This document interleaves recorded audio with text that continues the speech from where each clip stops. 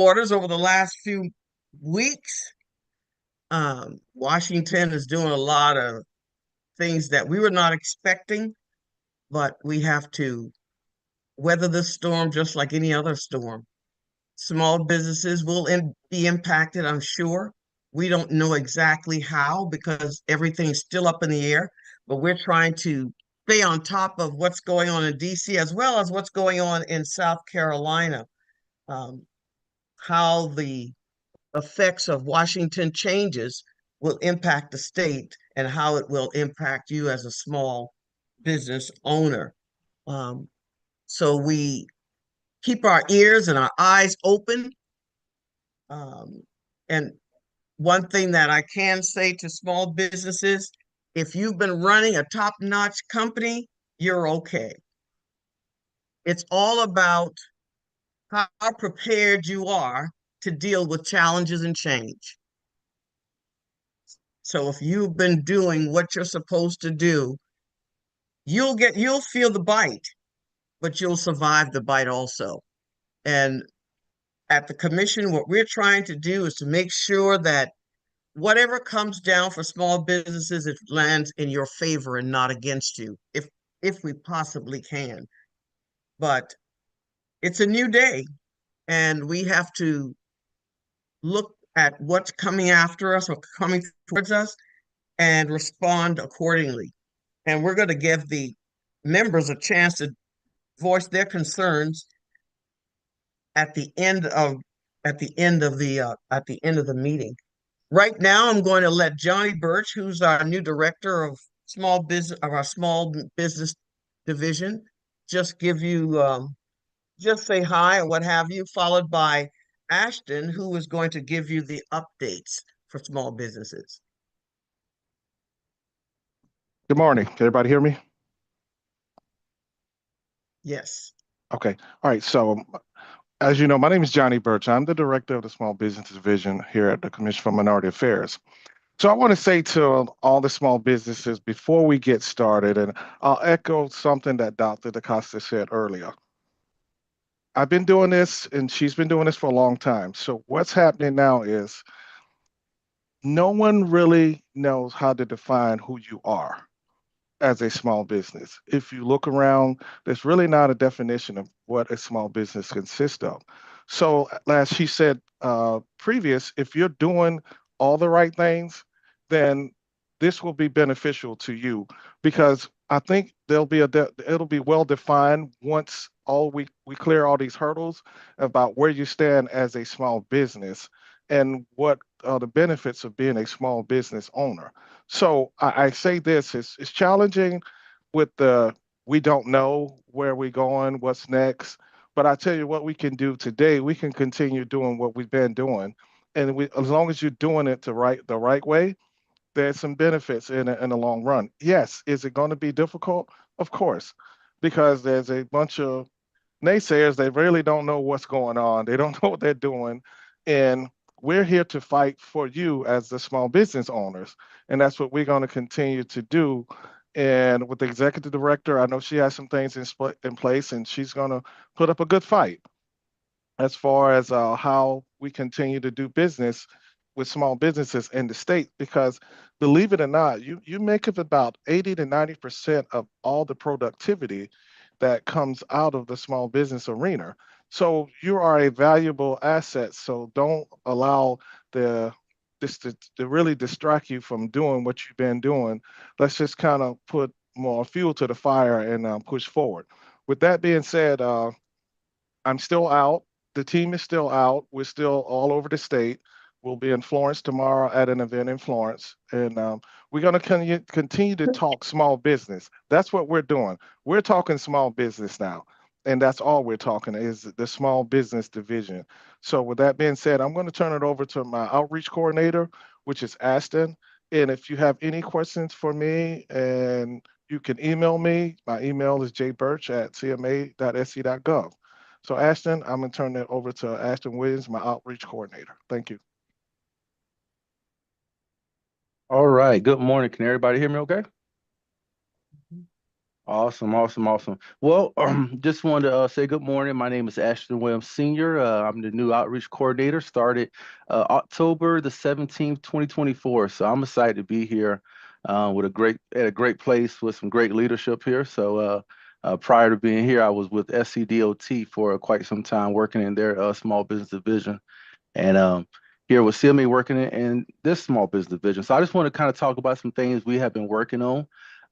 First thing I want to talk about is the BEAD program. I'm pretty sure some of you may be already aware of the BEAD program, but it basically stands for Broadband Equity Access and Deployment. And basically, this program was something that was actually started under previous administration, and I think it's over $577 million that's allocated um, to help when it comes to internet in certain areas, in rural areas like Allendale, Barnwell, and Marlborough County. So our office, we have kind of been working hand in hand with the regulatory staff. One of the biggest challenges that we had was NAICS codes, and I just want to say that our division, we have so we had almost about 1,000 MBE firms in our database, and each one of those MBE firms had to have what you call a NAICS code. So we actually went through the database, updated that, and we only had a short window to do that in. I think we had about a month, and we was able to pull that off. So that was a really big thing. The next part of that, we had to also identify um, how are we going to hold prime contractors accountable. So the way it worked was a prime contractor would actually choose a certain amount of dollars, a certain percentage. So it could be 1%, 5%, 10%, whatever amount that prime contractor choose, that portion would be allocated to MBE firms in our database. And I think the unique thing about it is our database is only South Carolina MBEs. So, like other agencies that may have MBE firms that's statewide. In this case, we want to focus on MBE firms that's in our database, which is in South Carolina. Um, so some things that we was kind of putting in place was a good faith effort, GFE. And what that good faith effort was going to look like is, are you making a GFE to use an MBE firm? Are you doing outreach events in certain areas? So we was going to, and it's still in the process of doing this, putting together 3 outreach events, 2 being in person, 1 being virtual. And we're going to focus on that Marlborough County area.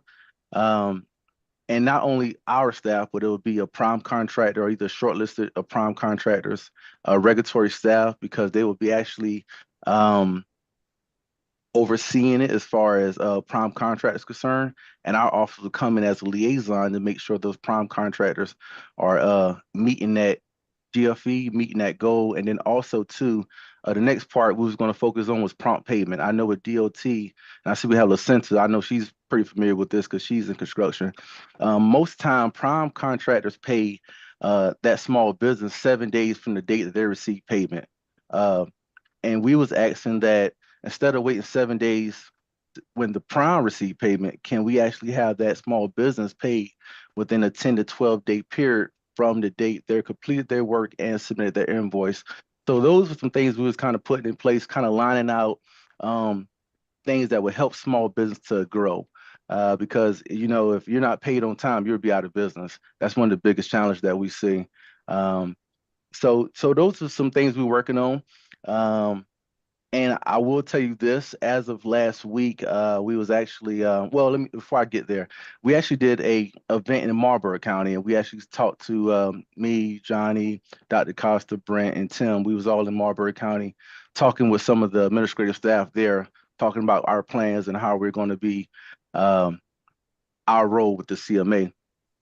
As of last week, the new administration is looking at this program, and as of right now, they're temporarily suspended the program until they do some further research.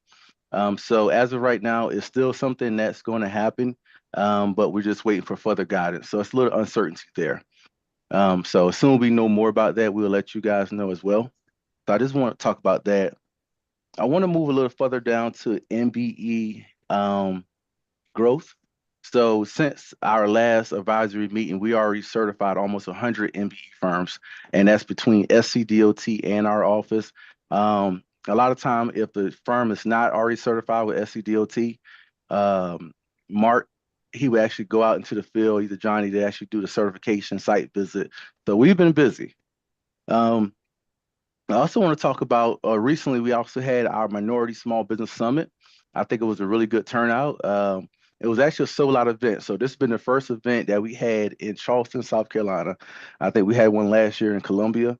So it was a sold out event.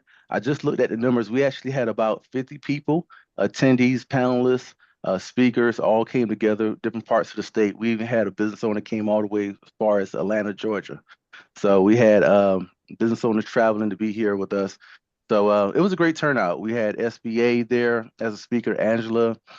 We had different community resource partners, community loan fund. We had iHope. So we had a wide variety of speakers, and I think it was a really great turnout. So again, we had about 62 people all together, including staff and participants and attendees. So I think it was really good. So that's some of the things we're working on. Most recently, I want to kind of talk about this event that we just went to, me and Johnny, AME Church. They actually had their conference, and they had over 26 different AME churches all came together.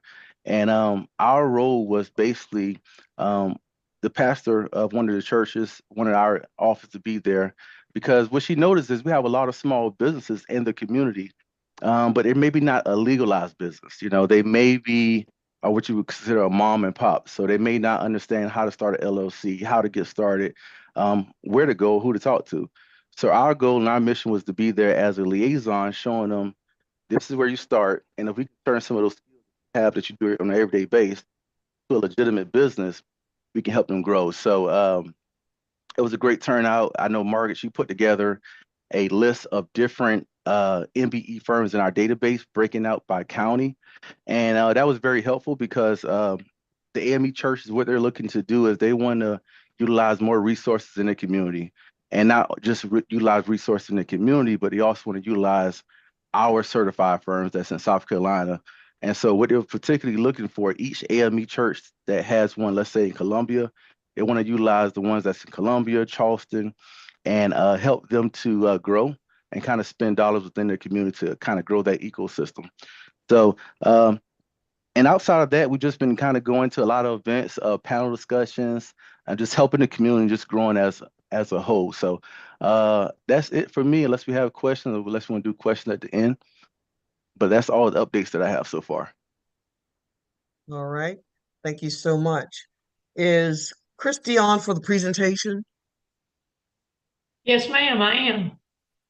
All right. You're on. Okay, great. Let me get my video set up here. We'll try to get my screen.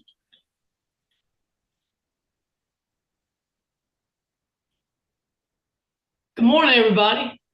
Can you see me? Good morning. Yes. All through COVID, I worked at manufacturing plants that never shut down, so I'm still learning how to present and things like that, and make sure I do it on all platforms. Really appreciate you guys letting me speak this morning. It's going to be brief, but thank you for that. I work for a company called ICF. Can everyone see my screen? Yes. We are a third party to Dominion Energy, which if you're in Columbia, if you're in Charleston, pretty much from about Fairfield County on down to the end of the state, including Charleston, you are paying a Dominion Energy bill, unless you're in one of the rural areas and have a co-op that helps you with your electricity. But I am the small business account manager for Dominion Energy, and I've been working in industrial and manufacturing settings for about 30 years. I can't believe it's been that long. But what I've been doing with Dominion is we contract with them to roll out their electric energy incentive programs. We have two programs. One is small business, and that's what I'm going to talk about today. It's just a short 10-slide presentation, but hopefully it'll help a lot of people on the call, or it'll help somebody you know, or maybe you can steer them to our program, because a lot of people don't know these incentives are available. The other program is Energy Wise for your business. Now, my program, you have to qualify for it, and we'll go over that in the slides. But if you don't qualify for small business, it's no big deal. You can still participate in Energy Wise for your business program. If you do qualify for a small business program, you can participate in that program, which is very favorable for the account holder, and you can participate in Energy Wise for your business also, depending on your needs. Does anybody have any questions before we get started? Okay, great. No questions on my end. Thank you, sir. I'll just go ahead and start with the first slide here, our intro to ICF. We began in 1969. We were actually, it's called ICF. It was actually started because it was called Inner City Fund, and it was started by Tuskegee Airmen way back in 1969. But as the 70s rolled out, we've started becoming more of a more diversified in what we offered. We are headquartered in Reston, Virginia. We have about 11,000 employees around the globe. Two of our key partners are the federal government and the utility companies. So as someone already mentioned on the call this morning, some of the folks in our organization have also been challenged with the last couple of months. But like you said, we're just going to all work through it. This program has not changed though, so there's no changes here with the Dominion. If you're familiar with Dominion Energy, you're an account holder just like me. Maybe you're a business owner. They're headquartered in Richmond, Virginia, not Reston, and they are currently in 18 states. It's a huge company. ICF has been assisting Dominion Energy in managing their energy efficiency programs for the last 15 years, since 2010. And we just signed on for another contract just this spring for 3 more years. And I'm sure we get 2 additional if we're lucky. We will have a review after 3 years, and I feel confident we'll get that. We have paid more than $21 million in energy incentives, over 7,000 projects for customers just in South Carolina. So I hope everybody's kind of paying attention. Like I said, if you can't use it, you're not a business owner, and these are business programs. There are residential programs on Dominion's website, but this is for business electrical incentives. So moving on, the Small Business Energy Solutions. It's a Dominion Energy program to help small businesses manage their electricity cost. But it also, helps you in a couple other ways if you're a business owner. It's available. There are 3 criteria you have to meet to take advantage of this program. You have to have 5 or fewer electric accounts on one tax identification number. So you could have 5 locations with 1 meter each and be eligible. If you have 6 locations with 1 meter each, you're not under the same tax ID, you're not eligible. So there's that. You have to have annual usage of 350,000 kilowatt hours per year or less. If you don't know what that is, I can help you find out what it is in a hurry. You have to have a Dominion Energy account, electric account, for 12 months or more, so more than a year. So those are the 3 criteria that you have to meet the eligibility for this program. This program provides up to 90% of the cost, maximum $6,000, for energy efficient lighting and HVAC system improvements.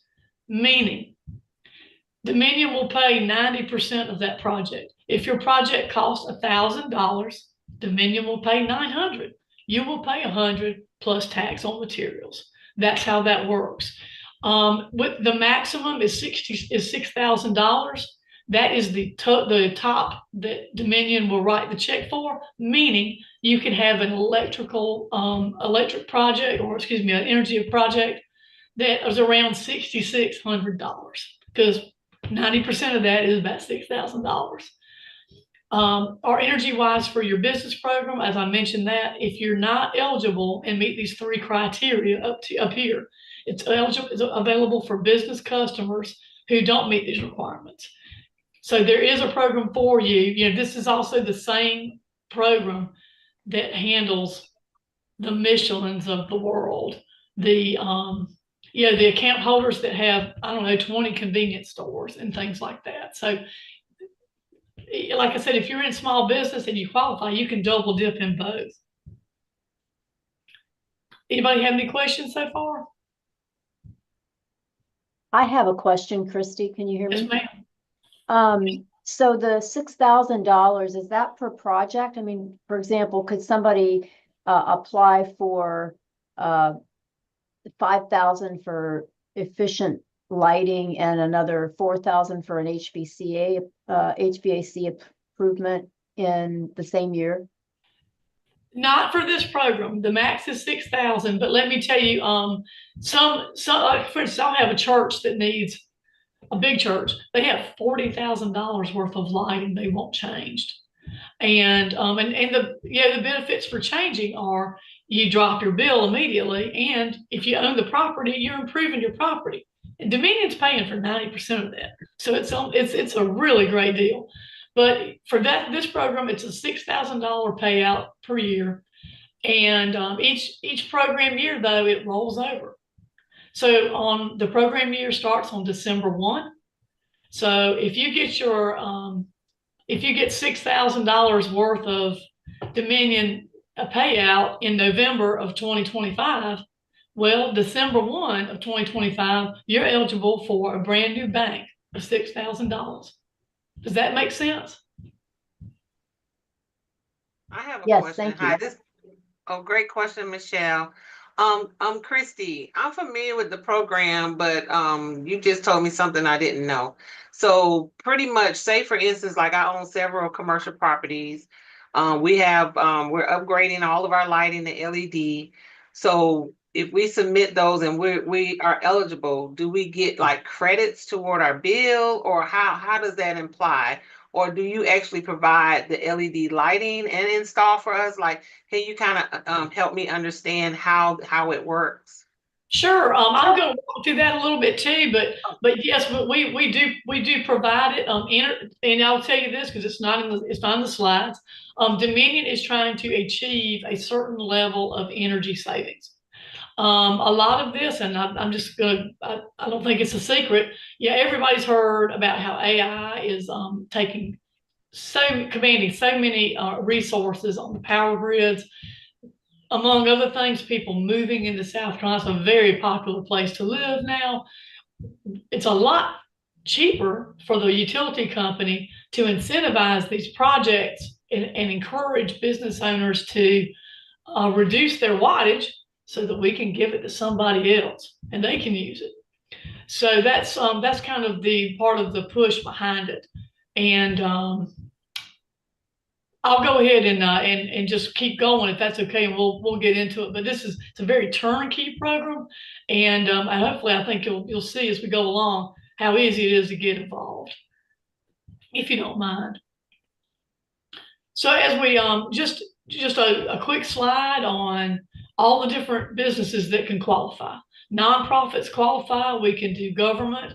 I went to a school the other day that qualified. Just hotels, convenience stores. It could be a nail shop, the gun range. It could even be a small manufacturing plant that doesn't put out. They might run one shift and they don't meet that 350,000 kilowatt hour per year threshold. So there's just all kinds of opportunities for all kinds of different businesses. As I mentioned, the program year is December 1 through November 30 every year. Doesn't roll on the calendar year. It's December 1. Some companies or nonprofits, what have you, will choose, they get one project done and that's all they need. They're not big enough to have a project every year. But as I mentioned earlier, there could be a church that has thousands of dollars of, they want to change all the LEDs on their property. Well, they can roll it year to year, and that's the way a lot of these churches decide to do it. Is they're eligible for the program, which pays it's a high percentage, 90%, and they eat the elephant $6,000 at a time every year until they get finished. Anybody have any questions? Thanks. So it covers lighting and HVAC. I'll just go through the lighting. Some of the things here that we're just going to change your lights out. We're going to replace existing fluorescent lighting. Some people still have it. Some people have replaced their own LED lighting. We can replace it with, up to the minute, top of the line energy efficient equipment. Like I said, Dominion's trying to achieve a certain level of energy savings. So they don't want, we do provide the materials. They are not really looking for somebody to switch to the, what do they call it? Where you been, or 5 for 5 or whatever, whatever you go in the bargain basement type of materials. They're looking for something a little more midline or above. So that's the kind of materials you get. Of course, we do exit signs. We do high bay. If you've got a warehouse and you've got a lot of incandescent even or fluorescence, whatever you've got in your high bay, even old LEDs, if you've had your LEDs done at any point in the past, as long as you achieve a 15% showing that you're going to achieve 15% savings over what you have now, even if you replaced it just a few years ago, you're eligible for the program and for that savings. Of course, it also includes lighting controls. For instance, the controls when you walk into the bathroom at the office complex and all of a sudden the place lights up. Stuff like that helps you. Somebody just flipping a light switch on, leaving on till all day and all night. That doesn't happen so much anymore. People are looking at those types of sensors to help control that. For HVAC, I got a question. yes, sir. Okay, if you go back to the next previous slide, you talked about replacing the different fixtures and all that. What if these office or businesses are not up to code? Do they have to get up to code in order to get this replacement done? That is a great question. I believe we can still do the install without it being to code, because that's kind of incumbent upon the business owner to take care of that. But I can try to find that out for you just to be clear. Well, I want to say this, that there's a VEAP program, VEAP. If you can take a look at that, it is actually a federal funded program that was actually being orchestrated to bring a lot of these older houses and businesses up to code. Okay. So it's just something that you can take a look at, and because I see that even if they're not up to code and you bring these fixtures in, is it going to reduce the bill, or is it still going to be a high bill? Right. My sense is, I don't want to tell you something that's not in black and white. My sense is it does have to be to code, because otherwise, there's other things at play there. So we would probably have to take that on a case by case basis, but I can find out for the group and report back on that just to be sure. I've been doing this for about 6 months, and I've not come across that instance yet where somebody wasn't the code, but it's a very good question. I'll find out. Well, I'll answer that because I'm a contractor. I'm a general contractor. Okay. I'm just gonna say, to answer that question, if they pull a permit and it includes upgrading lighting, if they have an old panel box that is not in compliance, they will have to bring that up to code. So just from my experience. But if they're just going in retrofitting lights, like taking out your old 2x4 fluorescent fixtures and putting in new LEDs, as long as the system works, then they don't have to pull a permit, and they probably won't have to bring anything up to code. So it depends on the scope of work for the project, Johnny. Okay. I All hope right, that thank you. answers the question. I kind of told you two different things. If you're doing renovations, yes, you got to bring it up to code. If you're just replacing, and I don't know, the city has gotten pretty strict now. If you do anything above the ceiling, you got to pull a permit. So I don't know. I'm going to say yes. I would think you would have to bring it up to code. Okay, thank you. And that makes sense for safety reasons and a lot of other things, right? We have a contractor that we renew their contract every year. They're very good. They do these projects day in and day out. So that's another thing is we have special people that come do it. I'll get to that in just a minute. Any more questions? Okay. Yep, and Christy, that's what I want to hear about. The special people who do the work, that's where my interest lies. So I look forward to hearing how I can become one of those contractors. So I'll keep listening. Thank you for that. We will get to it. Okay, so I think we've, like I said, if you've had lighting done, I had a client that had lighting done in 2019. There's been so many iterations of LED lighting that, as like I said, part of the process is our contractor comes in and assesses what you have, the current state, and then they'll show in another column, this is your future state. So you can see I use 1 million kilowatt hours a year. Well, I use 1,000 with my new equipment that's proposed to me. So that differential is what we're trying to achieve. So just moving on to HVAC. We also do what we call HVAC tune-ups. It's basically like, most people have contracted a heating and air company to clean your unit. A lot of it involves smart thermostats. I've still got a lot of customers that benefit by smart thermostat. Surely if you use them at home, you're familiar with the convenience and the savings in programming your thermostats to be on, your heating or air to be on when you're there. I like for mine to fire up, before I get up in the morning, so it's nice and warm and I'm ready to roll out of bed. It's just makes for a much nicer work environment, and once again, reducing costs for the business owner. This is where we get into a little more of the nuts and bolts. The no hassle turnkey project advantages. This program is so hands off for the account owner. It's not funny. It's so easy. Our contractors, we have pre-vetted, qualified, professional, and they meet Dominion Energy requirements. They can come into your business. They're not going to tear it up. They're not going to, ruin what's already there. They're going to leave things as good or better than when they found it. The warranty on the products are 5 years on the materials and 1 year on the labor. If something happens, you have a light burned out, we get it replaced for you. All you got to do is pick up the phone. Environmentally friendly removal and disposal of old equipment. Where does the old stuff go? We take care of it. You don't have to worry about it. It's an energy efficient equipment. It's going to streamline your operation, increase workplace productivity and employee comfort.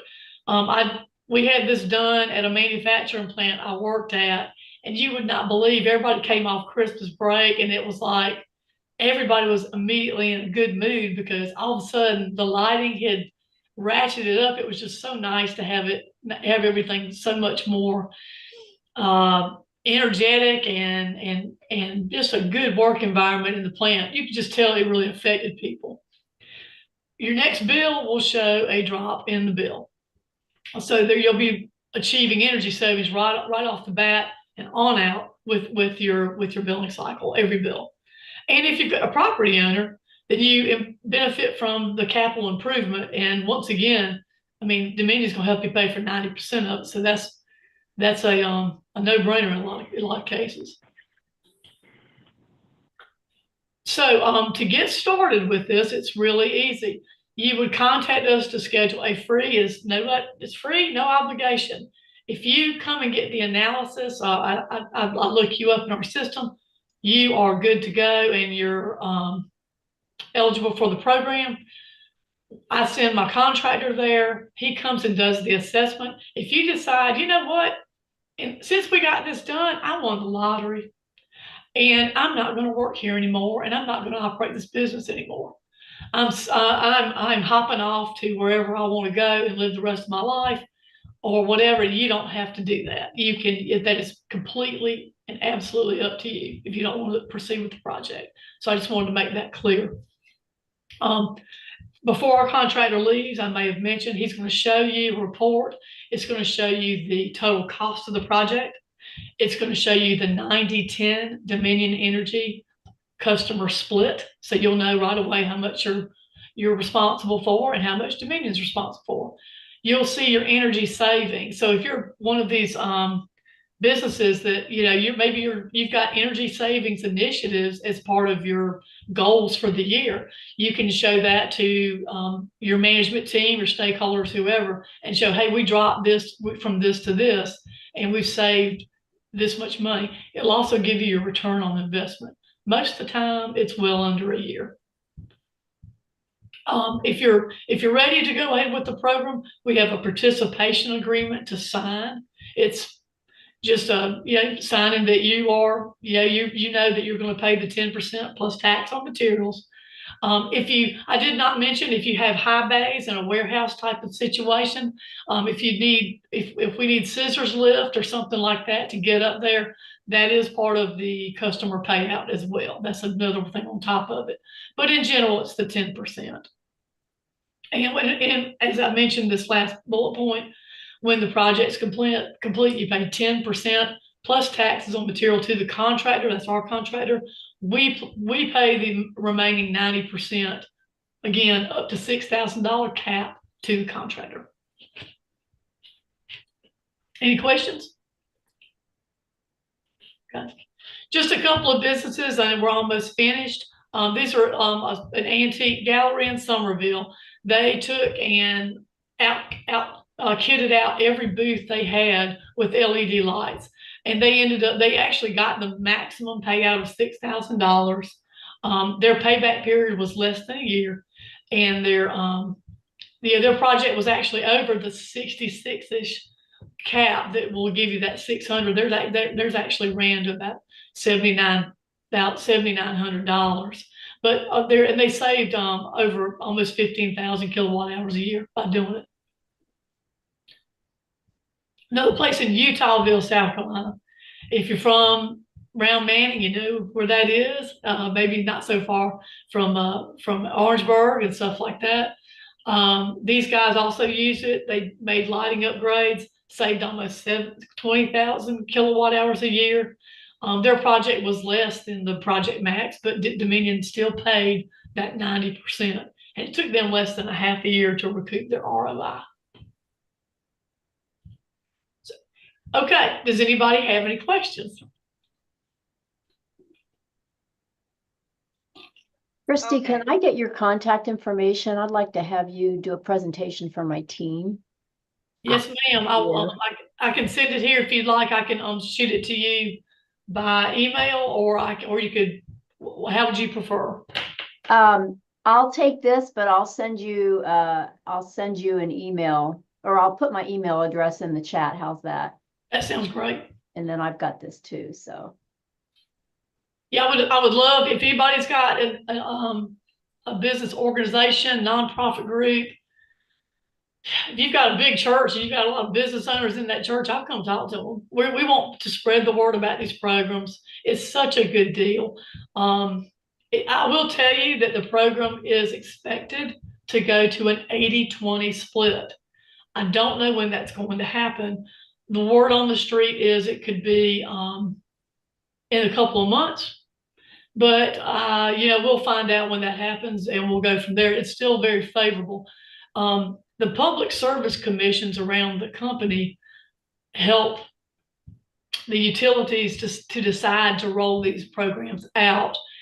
And every year they are subject to that percentage change. But right now we're still rolling on the 90-10 split from last year. So if you're interested, please, it would behoove you to contact me in the next, month or so, or as soon as you can, so we can get your project rolling, so you can get that max payout. 80% is still good. So, Christy, this is for Dominion customers only? Dominion Electric Business Company. Dominion Electric only. It has to be business, has to be electric. And this is for small business. Like I said, we have the program called Energy Wise for your business. And if you were to go and visit this link here, visit the link, it'll take you right to the small business page. You can see all of the, everything that's on the Dominion website about it. They're, like I said, these are business programs, AKA non-residential. Occasionally I do get people that call me. They're like, hey, I'd like to get an energy analysis for my for my home, and I can refer you to somebody else within Dominion for that, but that's not this program. All right, very good. Any other questions for Christy? Yeah, just one other question, Christy. I noticed that it was specific to businesses. What if you're like a commercial investor and you own a shopping center? Could we potentially be a client? Of course, we are a client because we pay Dominion Energy bills. But could we also participate in this program for the whole shopping center? Or Yes, would our ma'am. okay, all Well, right. That's like I no. said, depends on how the accounts are structured. If you have more than 5 meters attached to that tax ID, that's one thing. I do have a lot of landlord tenant situations. And remember, I said it was a 90-10 split. The account holder is the customer in this case. So whoever your customer is, sometimes the landlord is paying that bill for the tenant. Sometimes the tenant has it in their name. Sometimes, a lot of times, the tenants and the landlord split 5% each. So that's a really happy medium for everybody. And it But yeah, covers material. I'll look up the address for you, and I can let you know. Okay, and it covers material and labor, and there's no back charge later on. It covers right. The whole project, for instance, like I said, it may be presented to you as like $1,000 project, and you will pay the 10% plus the tax on the materials. I got you. Okay, I get it. Good. Thank you so much, Christy, for that information. I'm sorry.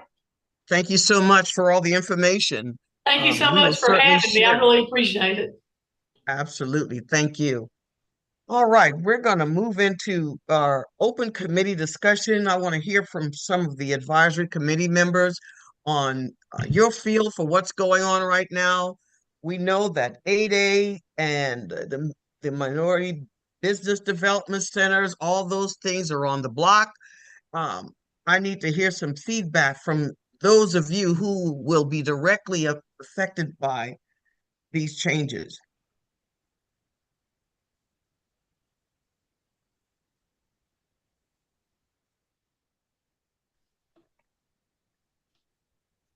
Michelle Abraham, will anything impact your office? Well, we don't know from one day or even 1 hour I to the know. next, to be honest, but right now, we feel like we're pretty solid. We're hearing from the SBA that the offices that work with our program are not going to be affected by the cutbacks and the reorganization. And we're hearing that our program is pretty solid. So Okay, very good. that's as much as I know right now. But like I said, I mean, That's as much as we all know right. different. That's all we all know right now. Greg Davis, what's going on at DOT? Good morning. Good morning. Well, we are still in here. Like Michelle, we haven't received any guidance yet, but the program is still in effect. One of the things that I've shared with folks is that our program is not really a DE&I program. Our program is based on the Civil Rights Act of 1960. So basically, in order to remove the DBE program, it would have to be done legislatively. Right. And there are some folks in the political arena who are already preparing themselves for that. But we're doing well. Last year was a banner year for us. We did a little over $500 million with DBE firms. So we're excited about that. This year, we have our challenges, but we're continuing to move on, continuing to offer the programs that we have. And in addition to our DBE program, we have an SBE program for small businesses.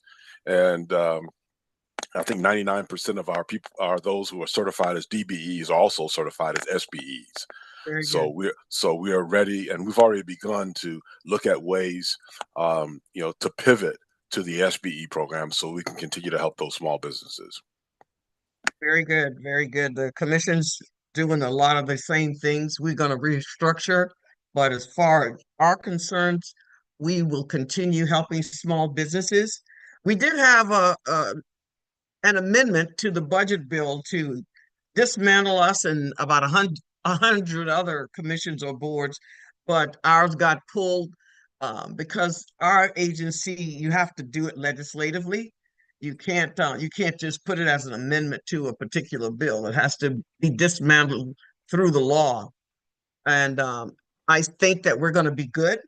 We will have to do some restructuring, some changing of the language and whatever we need to do. But this is not my first rodeo. I worked federal government over 20 years, and I've been in state government here going on 7 years.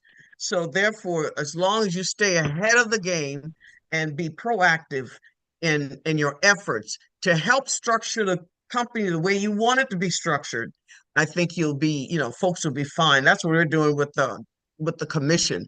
We're looking at places where we need to reshape, rebrand, or whatever we need to do to remain a strong agency. Because in the last 7 years, the CMA that was created in 1993 is not the same CMA that we have right now. And we want to make sure that folks understand that we've come a long way, and a lot of it's happened during the last 6.5 years that I've been there. So we're good. I think we have a lot of friends in the General Assembly who will definitely hear our side and have seen the progress that we have made at the commission. We will continue doing what we do. We will serve small businesses. We will serve the communities that were assigned to us and keep it going until we receive other directions. We don't get any federal funding for anything. We're not under any federal contract, so we're good there. All of our funding comes through state, and we don't actually do the work. We rely on partners like Michelle Abraham, like SBA. Those are the partners who have the skills and the knowledge to work with our small businesses. Our job is to make sure that we keep account of all those who are certified businesses and to make sure that they get the services or the training and development that they need to remain strong during these challenging times. Anybody else from the committee? And Dr. Acosta, one other little thing, what I've been sharing with my team is the fact that now more than ever, we have to show our value. Absolutely. People could You knock the think like I program, do. but you've got to show Absolutely. your value. And if you're valuable, That's whether right. you have a program or not, folks will come. They will continue to get your assistance. Absolutely. Absolutely. And that's what we've been doing for the last 6.5 years, showing our value. And it was expressed by many on the floor during that debate. So we've got some friends out there. Did I see Good Evelyn morning. Lugo? Hey, good morning, Evelyn, what's Doc. going on in the upstate? Oh, there's Les. How are you? Good. How you doing, Doc? Good. How's it going in Florence? What are you hearing at Good, the good, chamber? good. I think Brother Birch is going to be here tomorrow, correct, Brother Birch? Yes. Correct. I'll Good be deal. tomorrow. Yeah, we have a Women in Small Business program tomorrow. And Brother Birch is one of our speakers coming over to help educate some of our small business women. So What time is that program? 10 a.m. That's Okay. 10 till 12. Okay. Then I And may head that way. I may head that way to see what my team's doing out there. you're always welcome, and they always do a great job. So I know it. I know it. Where's it located? they always do it at my office, 100 West Evans Street. Oh, very good. Very good. Okay. Mhm. Very good. So basically as a chamber, we don't get any federal funding or Right. anything. So we didn't have to change much of our language. We don't get any federal grants or anything. So our language didn't have to change. We did go forward with we actually had a DEI summit yesterday that we did move forward where we had over 100 people there. Okay. The biggest thing was probably not from our end. The biggest thing was our partners and members not being able to kind of know where they are. Like we have hospitals that get federal funding, Oh, yes. so they were kind of careful with their wording. We had a couple of nonprofit folks that get federal funding. So our biggest thing was kind of it's not on our end. It's kind of more for our partners, making sure that we don't put them in a Sure. precarious situation. So just kind of waiting it out and seeing day by day like everyone else. But other than that, our programs continue, our leadership programs, our women in small business. We got a couple of more women programs coming up this year, and we're just business as usual. So. All right, very good, very good. Evelyn, what's going on in the upstate?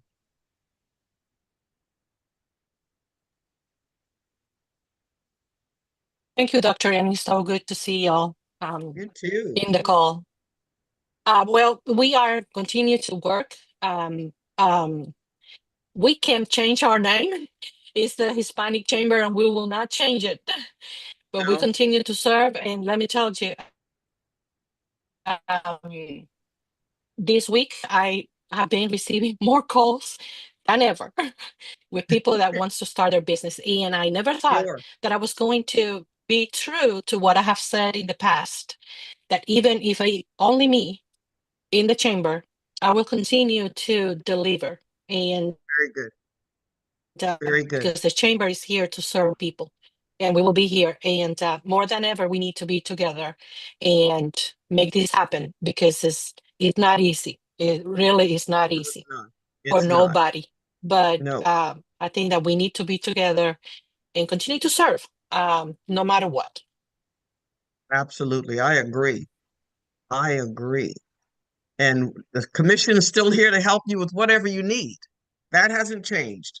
So just call us, whatever you need, we will help you to move the needle at the Yeah, Hispanic and Chamber. I appreciate Michelle Abraham. I mean, we are under contract with her, and that's how we are kind of serving the community with the program that we have now. We had the CMPP first, and now we have the SSBCI. And we will continue, no matter what. I'm telling you, even if we don't have funding, we will continue. It's not the first time that I do that. For Sure. me, it's like a given. And um, but we're getting prepared. That's for Absolutely. Very good. The key is to get prepared Yeah. and stay ready. If I could just add to that, because I didn't mention this before, the SSBCI program, we got that contract for the state, and that was focused on rural and socially and economically disadvantaged businesses. And that program we're not sure what's going to happen. That one is being looked at, and we haven't gotten any feedback, but we know with the funding we have in hand that they're not going to pull back. We've got enough funds to operate for another year. So we're waiting to hear on Very that. good. Very good. Very good. Anyone else from the committee?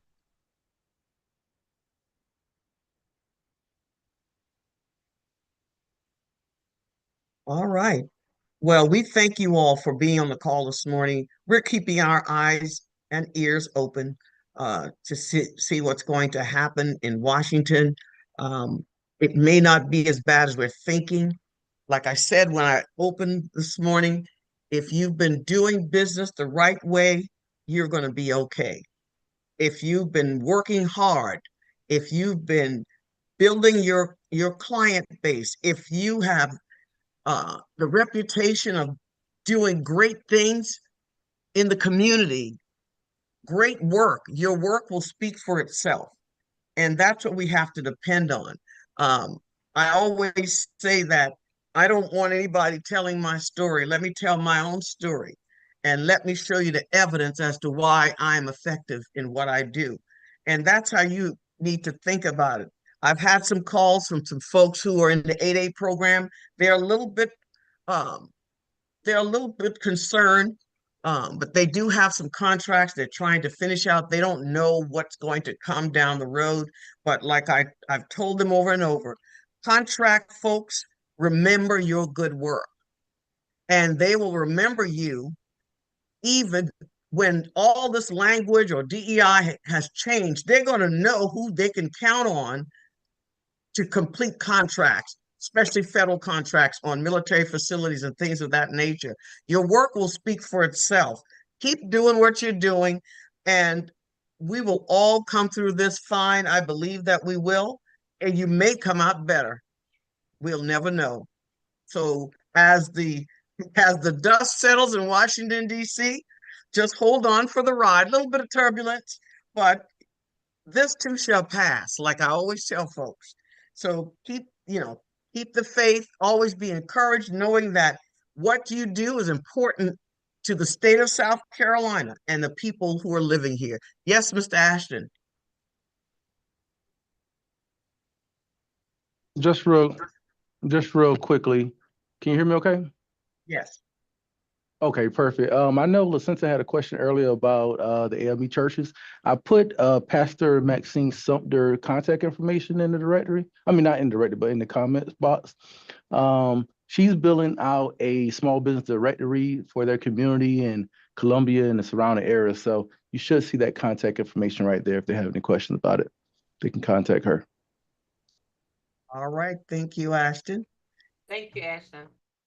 Any other concerns for You're the welcome. group? Thank you all again so much. And we will keep you posted if we get any information regarding what's going to happen on the state level.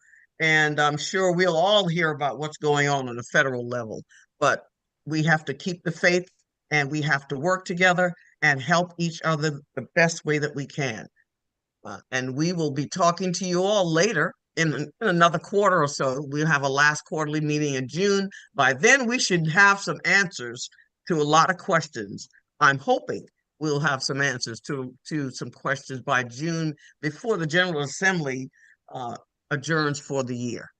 All right. Thank you all. Have a great weekend. Thanks, guys, for having me. Have a great Thank week. you. Thank you. Thank you for all you do.